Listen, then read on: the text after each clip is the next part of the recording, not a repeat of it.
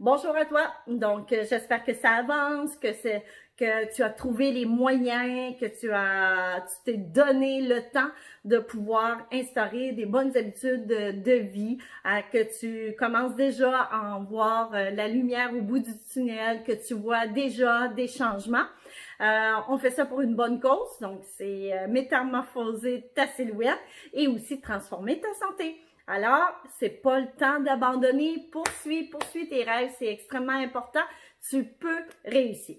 Alors, là, aujourd'hui, je vais te parler de quelque chose qui est fondamental, c'est respirer.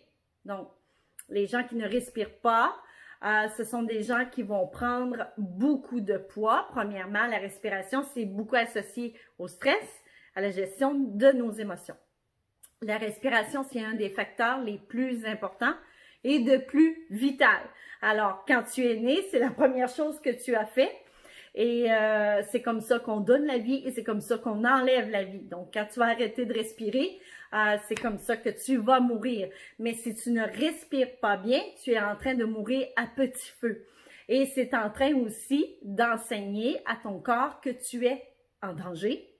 Et si tu es en danger, il va s'installer tout un mécanisme de protection dans ton corps. Il va y avoir des hormones qui vont être produites en plus grande quantité, telles que le cortisol. Et quand on parle de cortisol, ça veut dire que tu vas prendre du poids parce que ce poids-là, il est là pour te protéger. Alors, la respiration, tout dépendamment comment tu respires, tu es en train d'indiquer que tu es soit en danger ou soit tout va super bien.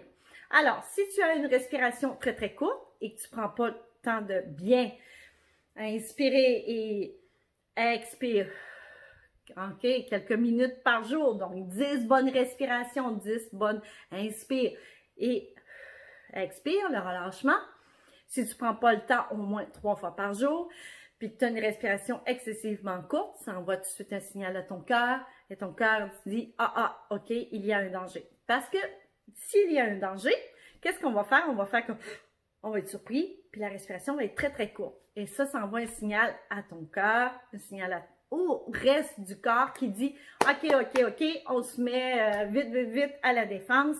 Donc, les muscles vont se réduire, des organes vont arrêter de fonctionner, donc, toute l'adrénaline, le cortisol va être là pour pouvoir passer au travers. La problématique, c'est que si tu passes ton temps à mal respirer, c'est que tu es tout le temps en train de dire que tu es en danger et là, tu vas surproduire du cortisol et le cortisol, ça fait engraisser. Donc, ça, c'est clair, ça fait engraisser. Donc, tu dois apprendre à respirer.